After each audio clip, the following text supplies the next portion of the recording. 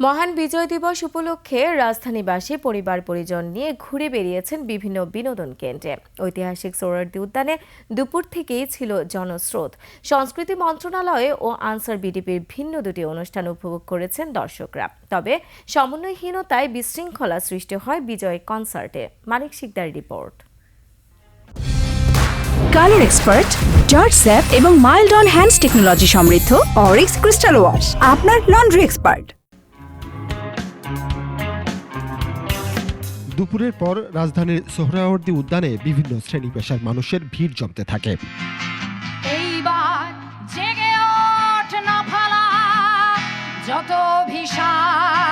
সংস্কৃতি মন্ত্রণালয়ের উদ্যোগে শিল্পকলা একাডেমির ব্যবস্থাপনায় আয়োজন করা হয় বিজয় কনসার্ট।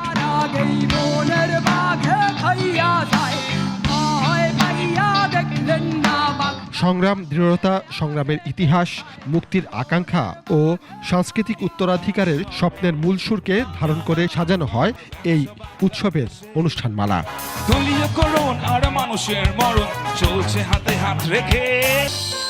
সন্ধ্যায় শিরোনামহীন ও লালন ব্যান্ডের পরিবেশনার কথা থাকলেও খালি মঞ্চের সামনে হাজারো দর্শক অপেক্ষায় থেকে এক পর্যায়ে অধৈর্য হয়ে পানির বোতল ছুটতে থাকে। দর্শকদের শান্ত রাখতে হিমশিম খায় আয়োজক ও আইন শৃঙ্খলা রক্ষা বাহিনী। নির্ধারিত সময়ের প্রায় 1 ঘন্টা পর মঞ্চে ওঠে শিরোনামহীন ব্যান্ড।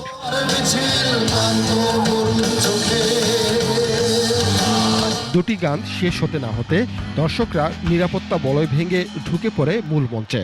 এ সময় অনুষ্ঠান বন্ধ করতে বাধ্য হন আয়োজকরা।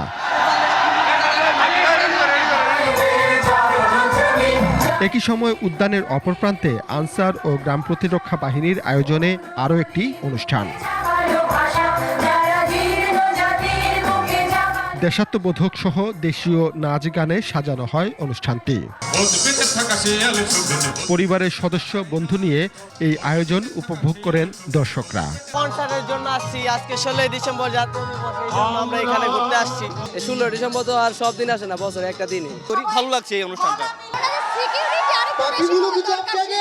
তবে এ ধরনের অনুষ্ঠানগুলি উৎসবমুখর করতে সবাইকে শৃঙ্খলাবদ্ধ ও সহনশীল হওয়ার আহ্বান জানান আয়োজকরা।